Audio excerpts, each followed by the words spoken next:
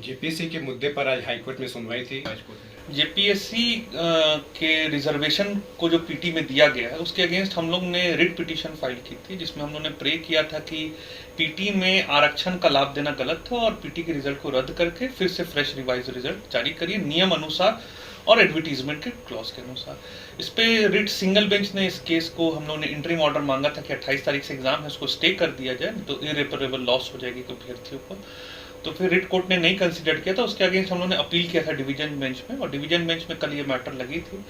कल करीबन 1-1.5 घंटा बहस चली थी। उसमें मैंने मुद्दा उठाया था कि पीटी में कोटिवार करके कट ऑफ जारी की गई है और कोटिवार रिजल्ट जारी की गई है, जो कि परमिसेबल नहीं था in terms of clause also in rules. और उसके बाद कई सारे ऐसे अभ्यर्थी जिनको 260 जो जनरल के लिए कट ऑफ डिटरमाइन किया गया था उससे अधिक नंबर है, उन लोग को जनरल कैटेगरी में कंसीडर किया गया, अकोमोडेट किया गया। जैसे ही कोई रिजर्व कैटेगरी कैंडिडेट को आप जनरल में अकोमोडेट करें क्योंकि उसकी अधिक नंबर जनरल से अधिक है, वैसे आपने रिजर्वेशन का बेनिफिट दे दिया है। उसके लिए हम लोगों ने काफी सारा डेटास भी रखा था, काफी सारे ऐसे अभ्यर्थी का फॉर्म और एडमिट कार्ड कोर्ट के समक्ष रखा था, जिसमें मैंने बताया था कि इन्होंने रिजर्व कैटेगरी में अप्लाई किया, लेकिन इनकी सिलेक्शन क्योंकि 260 से अधिक नंबर है जनरल में। इसके कारण क्या हुआ कि पूरे रिजल्ट में केवल 768 ही जनरल कैंडिडेट सेलेक्ट हो पाए। एक तरह से बोलिए तो 80% से ज्यादा पूरे लिस्ट में रिजर्व कैटेगरी के कैंडिडेट सेलेक्ट हुए, जबकि 144 सीट जनरल कैटेगरी के 15 गुना रिजल्ट निकालना था। 144 इंटू 15 गुना करेगा तो करीबन 1700 कुछ आएगा।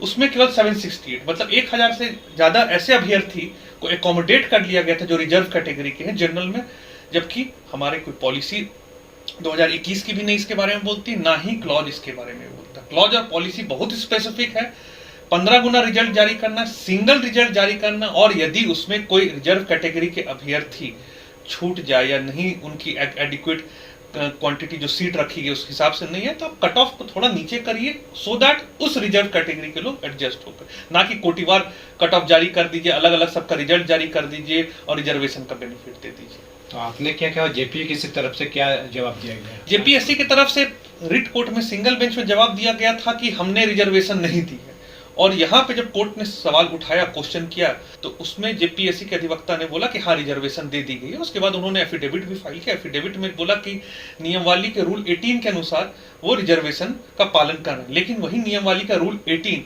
जो कि क्लैरिफाई किया गया है क्लॉज एडवर्टीजमेंट के क्लॉज 11 में, उसमें क्लियर किया गया है कि रिजर्वेशन का बेनिफिट फाइनल सेलेक्ट लिस्ट में देना है, मेरिट लिस्ट में नहीं देना है, और कहीं भी पीटी में रिजर्वेशन की बात नहीं की गई। और पीटी में रिजर्वेशन की बात रही, इस पे पहले भी कई बार रिट पिटीशन और एलपीए दाखिल हुई है। मैंने ही बहस किया था कि पीटी में आरक्षण होनी चाहिए, उसमें कोर्ट होल्ड किया था। जेपीएससी के सेक्रेटरी का एफिडेविट और गवर्नमेंट का स्टैंड देखते हुए कि झारखंड में पीटी में आरक्षण देने के लिए कोई भी नियमावली अभी तक नहीं है, उसके बावजूद आरक्षण दिया गया। अब आरक्षण का प्रोविजन आप दे सकते हैं, सरकार का हक है, लेकिन उसके लिए नई नियमावली आपको लानी होगी, जो कि इस एग्जाम में पॉसिबल नहीं, क्योंकि एग्जामिनेशन काफी आगे बढ़ चुका है। तो क्या लग रहा है कि जो पिछले बार जो अगले बार जो डेट दिया गया है कोर्ट में, तो उस बार क्या संभावनाएं लग रही है आपको? इस बार जेपीएससी ने बैकफुट पे आते हुए क्लियर कर दिया है कि हम लोग मेंस एग्जामिनेशन को स्थगित कर रहे हैं, और इनकी प्रेयर को मान रहे हैं कि मेंस एग्जामिनेशन नहीं होना चाहिए, और इनके उठाए गए सारे सवालों को हम लोग जांच कर रहे हैं, और जांच में जो जो त्रुटि पाई जाएगी उसको सुधारेंगे, उसका सुधार करके जरूरत पड़ी तो फ्रेश रिवाइज रिजल्ट पब्लिश करेंगे, और उसके बाद हम लोग examination in accordance with law and rules को ले जाएंगे।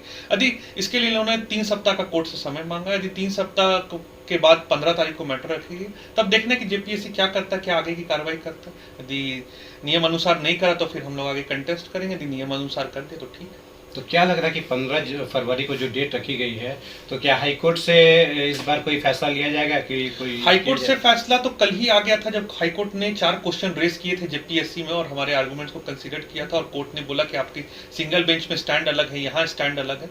तो इस क्वेश्चन का एक संतुष्टपूर्ण जवाब कोर्ट में नहीं रख पाया, और शायद यही कारण होगा कि इन्होंने मन में विचार किया होगा कि कुछ गड़बड़ियां हुई हैं, और जो हमने पॉइंट्स उठाई ये बात सही है, इसीलिए इन लोग खुद बैकफुट पर आके रिजल्ट को संशोधित करने के विचार में होगी। अब ये जेपीएससी जाने की वो कहाँ कब तक हद कर सकते हैं, हमें ये देखना है कि नियम अनुसार, कानून अनुसार रिजल्ट जारी होना चाहिए। यदि जारी हो गई तो ठीक है, नहीं जारी हुई तो हम आगे कोर्ट में कंटेस्ट करेंगे। इसलिए मैटर को कोर्ट ने भी डिस्पोज नहीं किया, मैटर को रखा हुआ है पेंडिंग। तो जेपीएससी ने जो ये परीक्षा स्थगित कर दी है, तो क्या लग रहा है कि अभ्यर्थियों की जीत है? बहुत बड़ी जीत है। वो सारे करीबन 1000 से वैसे अभ्यर्थी जो जनरल कैटेगरी में काफी मेरिटोरियस थे, अच्छे अच्छे नंबर लाए थे, लेकिन उनको बाहर निकाल दिया गया नियमवाली और एडवर्टीजमेंट को धत्ते बताते हुए। कई सारे अभ्यर्थियों के लिए बहुत सारा लाभ है। बिल्कुल, तो जो जेपीएससी जो अपने जो नियमावली के अगेंस्ट में जो जा रही है, तो ये अभ्यर्थियों के हित में बिल्कुल नहीं थे। तो जाहिर सी बात है कि इस बार जेपीएससी इस ओर ध्यान देगी कि जो कि अभ्यर्थियों के अनुकूल हो और उनकी जो नियमावली है उसी अनुसार वो काम करें।